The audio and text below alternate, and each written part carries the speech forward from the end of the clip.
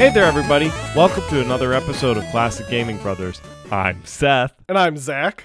And we are the Classic Gaming Brothers. That's right. Do you not like when I do that? What do I like when you don't do what? Like I'm trying to lip sync to your voice, because you just start laughing usually at the end. Yeah, no, I don't. Pretty much anything that you do, I find annoying. That's fair. Anyway, Zach, why don't you tell me about what recently I've been playing? What have you recently been playing? Thanks for asking.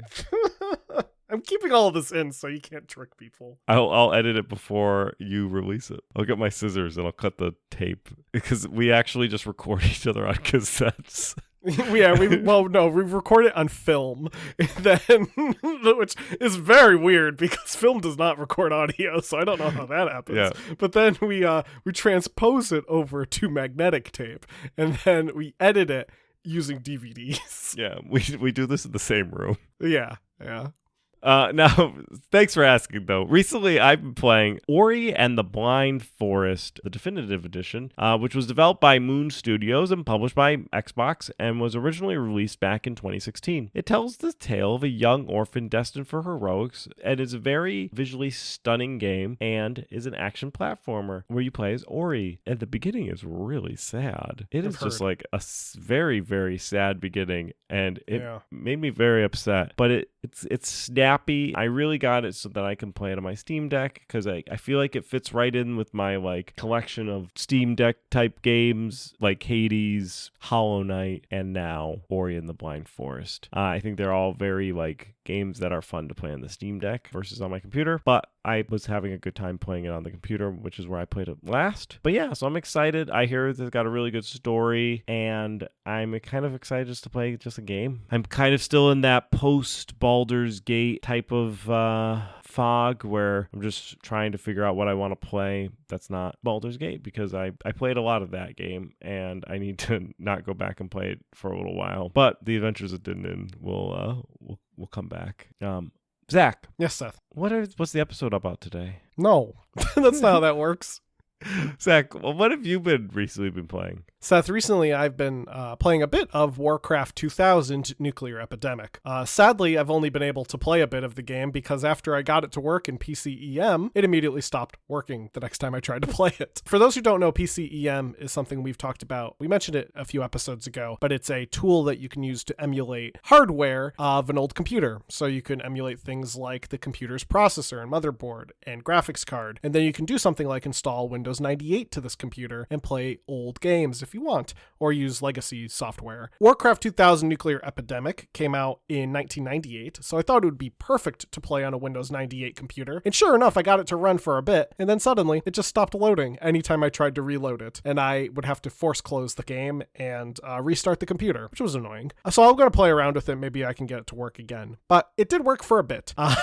It's a bizarre game. It was originally developed by GSC Game World, and we talked about it actually in our GSC Game World /Stalker episode, where we talked about their history and the development of Warcraft 2000. It's not a mod of Warcraft 2, which I was initially thought it was. When I first learned about Warcraft 2000, before we did the episode on GSC Game World, I was convinced this was just a very clever mod of Warcraft 2. Nope. It's an entirely new game built from the ground up that features higher resolutions, larger maps, unit limits of up to 8,000, and the ability to select more than 9 units at once. In fact, there does not seem to be a cap on how many units you can select at once. So if you have a map of 8,000 units on your team, you can select all 8,000 of them and send them to your enemy, who also might have 8,000 units on their team. The game actually did run pretty well when I was able to get it to run. One problem, though, that I had with the game was the fact that the entire thing is in Russian. So I had to hold up my phone with the translator going and try to figure out how to navigate to a place that I could actually launch a level. I finally did so, and I played a bit of one of the levels where I played as orcs, and I built up a little base, and I think I was just about to create a thing to spawn UFOs, because you can bring UFOs into the game, when I had a little system crash. But it's an odd little game. There's a couple of things that it did that I thought was unique. For one thing, when I spawned into the game, I couldn't figure out where the gold mine was. I was like, it's a little odd. I'm surrounded by trees and rocks, but I can't find the gold mine. Turns out you mine the rocks to get gold. Just like in life. Yeah, just like in life.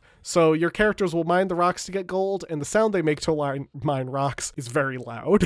It's like louder than any of the other sounds in the game. And as I alluded to, yes, you can build things to summon UFOs. You can also build nuclear silos to launch nukes at your enemy, as Warcraft should have always had from the very beginning. I'm going to play around and try to get it to work again. I have no idea why I was able to get it to work and then immediately it crashed. I've tried everything from changing graphical settings on my PC EM, changing like the color settings from like 16-bit to 256 colors, all the things that you had to do back in the day to get something going. My next trick is I'm going to see if I can change the language settings, possibly setting it to Russian and seeing if I can launch the game that way, and maybe that might work. And my fourth option is I might try to do a build of a slightly lower spec computer and launch it that way using like Windows 95 or something. I don't know yet. I'm playing around with it. I'm going to see what I can do. A fun fact, there's a YouTube video of someone playing the game and they have a bunch of videos up of it playing. And I believe they are Ukrainian because a lot of the text and stuff that they post is in like Cyrillic. But I reached out to them because I was like, hey, how do you get this game to work on modern computers? And they said to me, just does. And I said, okay. But it doesn't run on mine, so I don't know what's wrong. Like, I tried to launch it using Windows 11, it just doesn't launch. So, well, I don't know. Maybe it's just something I'm not figuring out. In any case, though, I played a little bit of Warcraft 2000 Nuclear Epidemic. Hopefully, I'll play a little bit more again later. Now, to get us into today's topic, we're talking about a game/series that is very memorable to Seth and I. It's a game that we had as children, and it's actually the reason, and Seth can correct me, but it's the whole reason that we were a SEGA family. But I think Seth went to a family friend's house and played Rocket Knight Adventure and really loved it and told our dad that he wanted a Sega Genesis. Part of that is true. The part of it is that is true is that it is because of Rocket Knight that we became a Genesis family. The story is, from my recollection, being there behind the eyes that witnessed the story. We visited a family friend. I was a child. They were friends of my parents, but they also had children. They weren't your friends? You weren't a child who's just friends with some old people?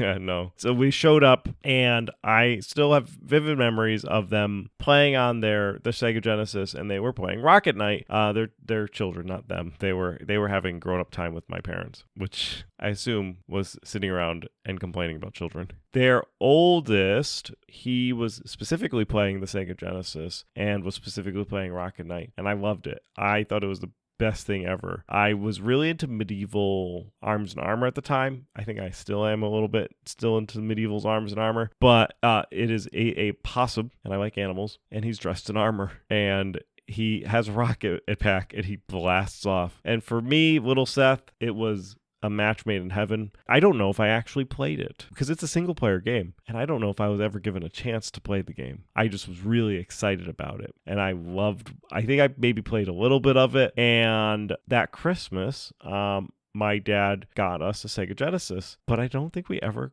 got Rocket Knight. We didn't have it until later. When somebody gave up their Sega Genesis games, which was post the time that our parents were buying games for us. So my dad saw that I loved the game and went and got our dad, who's listening to this episode, saw that I liked the game, went and got the Sega Genesis, and then never got me that game. Which I could see happening because it's not like there was a really good internet back then. So he would be like, what was that game system? Oh, Sega Genesis. Go to the store, buy the Sega Genesis, and then be like, what game were they playing? And the problem with that day and age is that the cover art and the game didn't necessarily mean the same thing. So, like, to be honest, for my dad, he saw something blue on the screen. Maybe he was like, oh, it's probably just the Sonic game. So I was very excited I think we eventually got the Rocket Knight game, as we mentioned. I was very excited to play it. It's actually pretty tough. I have to this day, I've done a lot of different replays of Rocket Knight because I really enjoy it. And there's something nostalgic about that first level for me. It's just great. Just booting it up, having that music, the intro music. Going back, I've done a bunch of the replays. I have gotten to the, I think, second to the last level. I think there's 8 levels in total, and I think I got to the 7th level. It's a tough game. It is a very tough game, and I really enjoyed it. It's got such a great soundtrack, and I really like animals and armor. Why I also like the Redwall series of books. Rocket Knight has this like very memorable opening to me. When you boot up Rocket Knight for the first time, when you put that cartridge in, you turn it on, you get the, produced under license by Sega Enterprises, you get the Sega logo, and then you get the Konami logo. And then it goes dark. Sparkster shoots by on his rocket. You get the logo, Rocket Knight Adventures. You press start, and then it fades to black. It fades up, and you have him standing on this rock pillar facing you as it like starts to 3D turn around to face his back as he pulls his sword out, and you get like a sound. And then there's this like giant menacing figure standing in the distance about to like fight you. And then you go right into the intro music.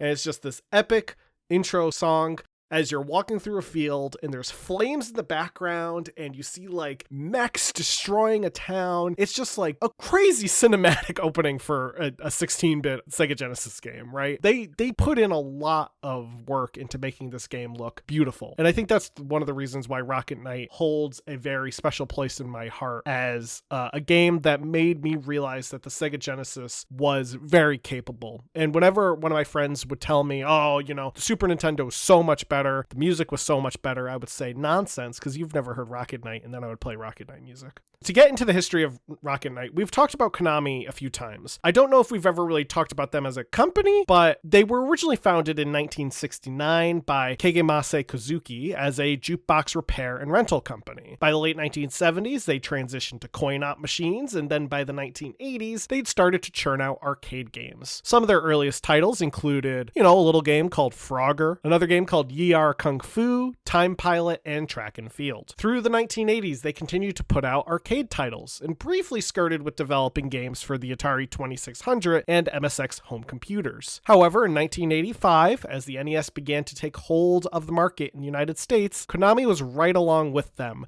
producing games like Metal Gear, Castlevania, and of course, Teenage Mutant Ninja Turtles. Their arcade games and home console games did not go unnoticed. In fact, they were making a huge chunk of money, from earning about $10 million in earnings in 1987 to upward to $300 million by 1991. So they were doing very well. Konami was a very, very successful company during this time period. And in 1992, they began work on games for the 16-bit consoles that were in the market, Super Nintendo and the Sega Genesis. At this time, there was also another hot seller on the market, Sonic the Hedgehog, who had his first game released in 1991 to massive sales figures. Konami and other companies saw the success of Sonic the Hedgehog and said to themselves, hey, we want a piece of that action. Now, while Sonic the Hedgehog wasn't the first mascot platformer, he essentially became the trend setter, as everyone wanted to make a character that could rival Sonic. Accolade would go on to release Bubsy. Iguana would develop Arrow the Acrobat. Irem would go develop Rocky Rodent.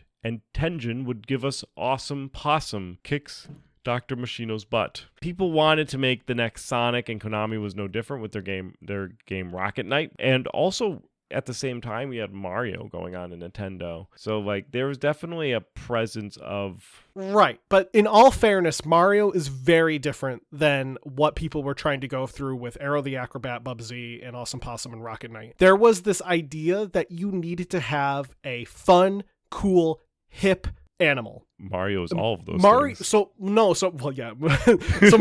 Mario was already a mascot, and Sonic was obviously made to rival Mario. Right. And Sonic introduced something new, which is Sonic is fast, Sonic is cool, Sonic is hip, Sonic is young and rocking it, and Sonic is also not an old Italian man. But you can't say that Mario is not a cool animal, but he's not a personified creature. Right. But a lot of these games were quintessentially designed to mimic Sonic, and Rocket Knight Adventures is no different. Right. Yes, all the mascot platformers that came after Sonic were a lot of fast-paced type of platforming games that were trying to get Sonic money. But in regards to mascots representing companies, Mario is in that mix. Oh, yeah, 100%. The people over at Konami wanted their mascot to be Sparkster for their game Rocket Knight Adventures. And it's no coincidence that, to Zach's point, a lot of these characters had trappings of Sonic, especially even their art style was all very type of exaggerated animal with very bright colors. Now, the game was designed by Nobuya Nakazatu with art by Yasushi Takano. The first game would release in 1993 for the Sega Genesis, and according to Rocket Knight Wiki, a Wikipedia dedicated to Rocket Knight, which is only 4 games, so it's a very, very comprehensive Wikipedia, apparently. Now, according to that wiki, a port was planned for the SNES, but it would not be released. Don't worry, Sparkster will eventually get to the SNES, just not at first. The game has some very memorable music, as we talked about. The opening song for the first level is incredibly catchy and is probably one of the best songs on the Genesis, as evident by my ability to hum it many years after originally hearing it. There's a portion of my brain that has like, there's like a door that's in my brain, and you open it and it's just the Rocket Knight opening intro music, and that it just lives there, and it is one of the oldest tenets of my brain. The music itself was composed by Masanori Oichi, Akihata, and Michirio Yamane, and then there's a Masanori Adachi and Hiroshi Kobayashi. Some listeners may be familiar with Akihata's work on the anime Azumanga Daioh and Michiru Yamane's work on Castlevania Bloodlines and Symphony of the Night. Now, 2 sequels would go on to be released in the following year, both called Sparkster, to drive home that the character's name is not Rocket Knight, and both of them are kind of different, which Zach will cover, I believe, when we cover over the gameplay. Now, Rocket Knight Adventures offers a unique twist on the fast-paced platformer concept that it was trying to capitalize on. For one thing, the main character of Sparkster, who is an opossum, isn't actually that fast. He walks at a gentle pace and has a pretty small jump. However, he has something that Sonic doesn't have, a rocket pack. Sparkster can charge his rocket pack to fire him off in a specific direction or do a spin attack with his sword. He also has a sword, which is a distinct difference that Sonic does not have. Yes, he also has a sword that can shoot projectiles. I'm pretty confident in this assessment, and I will fight this to the grave. But if Sonic and Rocket Knight sparred off, Rocket Knight could beat Sonic. However, because Rocket Knight is pure of heart, they would become friends. Because if Rocket Knight wanted to, he would kill Sonic very quickly. Oh yeah, because he has a sword. He has a sword and a he would jetpack. just stab Sonic. He would literally just fly his jetpack into Sonic's gut and kill him. But he wouldn't do that because he's pure in heart. He's like I was gonna say he's like the Lancelot of mascots, but Lancelot was kind of a dick. So he was like the Galahad of mascots.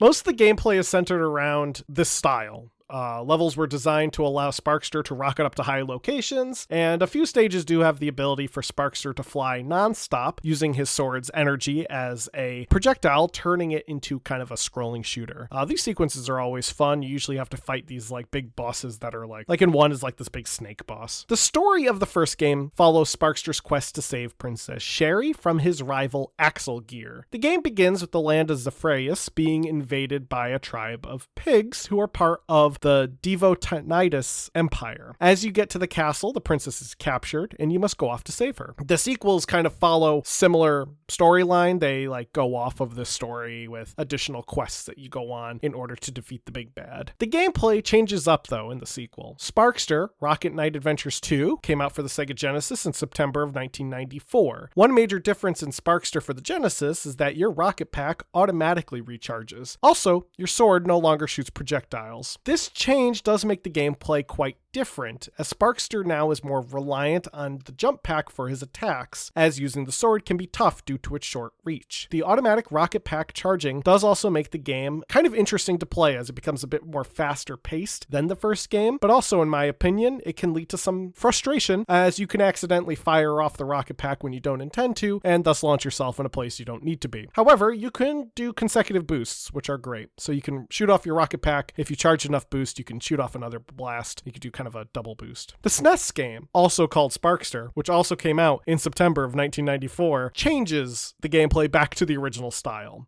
So instead of an automatic charging rocket pack, you now have to manually charge your rocket pack. Also, your sword can now shoot projectiles again. This may make the game feel more similar to the first, but it also just feels a little bit off when you go from playing the first game to then the sequel on the Genesis to then this third game for the SNES. Alternatively, if you went from playing the first game on the Sega Genesis to playing the Super Nintendo game, I also would say it feels a little bit off because the gameplay just isn't as tight, in my opinion, as that original Sega Genesis version. So Sparkster for the SNES has kind of a slower pace to it, even with the rocket boost, and while Sparkster for the Genesis has a quicker pace, you do get kind of used to it. So if you play all three games and you decide to play Rocket Knight, Sparkster for the Genesis, then Sparkster for the SNES, going from that fast pace to the slow pace again can be pretty off-putting. Arguably though, Sparkster for the SNES does kind of feel closer to what a sequel to the first game would actually feel like, just due to the fact that it does keep the gameplay style pretty consistent.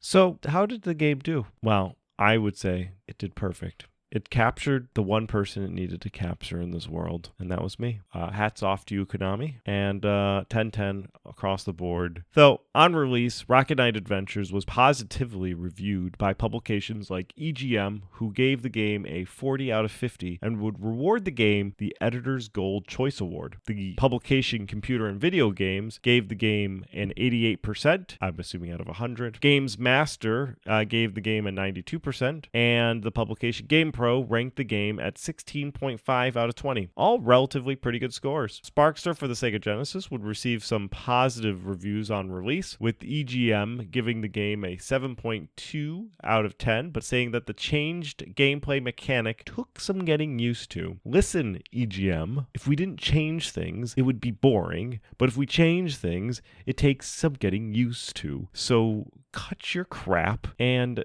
give a better review. That's what I have to say to EGM.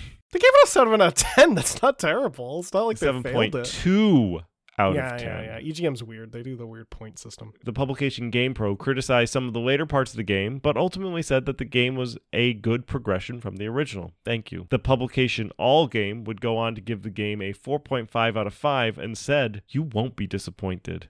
And I know.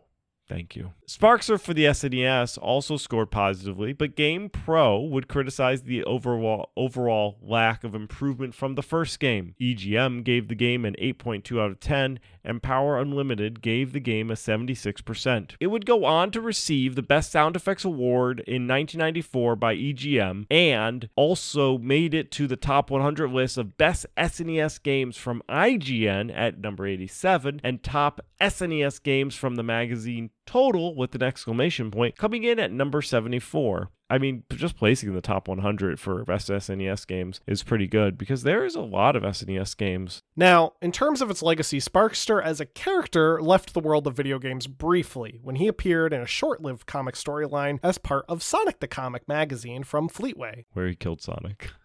Stabbed him right in the gut. While it was called Sonic the Comic, it had storylines that were not part of the Sonic world. It had like a Shinobi story, it had a Golden Axe one, so there was a Sparkster one. A second story was intended to be published in a later issue, but Fleetway was not able to obtain the rights for the character, so they had to drop the storyline, which makes me wonder if they got the rights to publish it the first time. But you know what? I'm sure Fleetway didn't care. Oopsie daisy. Rocket Knight has also appeared in other games, such as a cameo appearance in New International Track and Field for the Nintendo DS, which also has Pyramid Head from Silent Hill. So you can have the matchup of the century of Pyramid Head and Sparkster going toe-to-toe in some international track and field. That's wild. So they can do like the long jump? Yeah. Does Pyramid Head like use his head to long jump? I don't know, but I hope so. Sparkster has also appeared in Crazy Kart Racing for iOS, Gambari Goemon 2 for the Super Nintendo, Snatcher for the Sega CD, and some other Konami titles. A fourth game would release in 2010 as just Rocket Knight by Climax Group. This game uses the auto-generating rocket jump ability that was seen in the Genesis version of Sparkster, but removed the ability to do consecutive boosts. Sparkster can also now hover, and he can shoot a short-range projectile, which is useful when you're hovering. This new game scored moderately good reviews, though some criticize the difficulty. I have Rocket Knight from 2010, and Seth has it too. I don't remember anything about this game, besides that the music was okay. There's like a remix of the original Sega Genesis, like da da da da in the opening.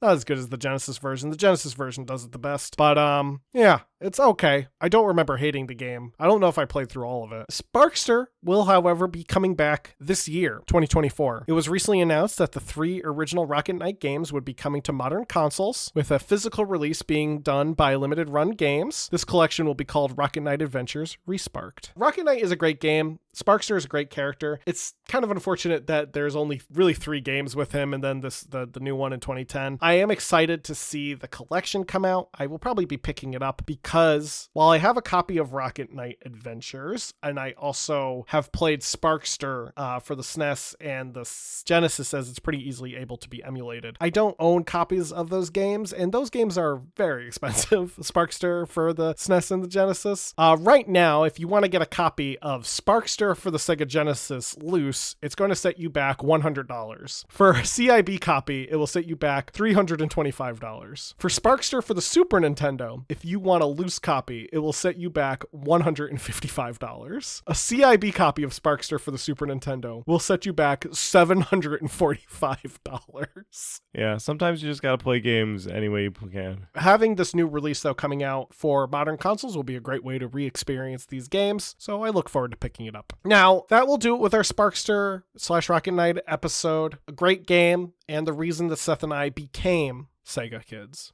That's right, because Sega does what Nintendo don't. That's right. Now, to get us, speaking of Nintendo doing bad things, to get into our retro rewind, Seth had me play Family Dog for the Super Nintendo, based on the cartoon of the same name. The game was created by Malibu in 1993. I don't remember Family Dog the show, and I wish I didn't remember Family Dog the game. It was bad. One of the worst Super Nintendo games I have ever played, and I played Lester the Unlikely. You play as a dog who walks around the house. Your only ability to defend yourself is your bark, which you have a limited amount of. You can only bark a certain number of times. When you jump, you either go very high or not very high at all, and you almost always miss the place you're trying to jump to. When you land on platforms, sometimes you just slide right off. Also, when you walk forward, sometimes your character, this dog, will just suddenly stop walking normally and start sniffing and go very slowly, and it's very obnoxious, and I don't know what triggers it. I don't know if it's like a hint that I'm supposed to be doing something. It was just weird, and it happens right when you start the game, so I was like, this is very, very weird. And I couldn't really figure out what exactly it meant, and I tried to like click around, and it didn't do any good. I don't like Family Dog. I think it's a bad game, and Seth told me in confidence that the only reason he gave it to me is because he found it on a list of bad games. I don't think Family Dog holds up. I think it's a bad game, and I don't think anyone should ever play it ever again. Next week, Seth, I want you to play Contra Force for the NES. I know that I told you my secret about that. I pulled it from a bad list of bad games. So hopefully you don't look up the game I'm about to give you before you play this for this week. But anyway, Zach had me play Real Monsters for the SNES, which is based on the animated series with the same name. In the game, you play as Ickis, Oblina, or Crumb. Well, you technically play and or, right? So they're all 3 of them are being played at the same time. However, you can only primarily control one. So you play as this group, but you can select one. Now, they need to pass the monsters midterm by going and making sure they scare the right number of people, because they're monsters, you see. That's why the game is called Real Monsters. You could switch between the 3 characters, and each does something different. Now, if you've never seen Real Monsters, that is a tragedy, because it's a great cartoon. Ickis is a little red gremlin creature with giant ears. Oblina is a cane that is got like black and white swirls. She looks like a upside down candy cane. Yeah.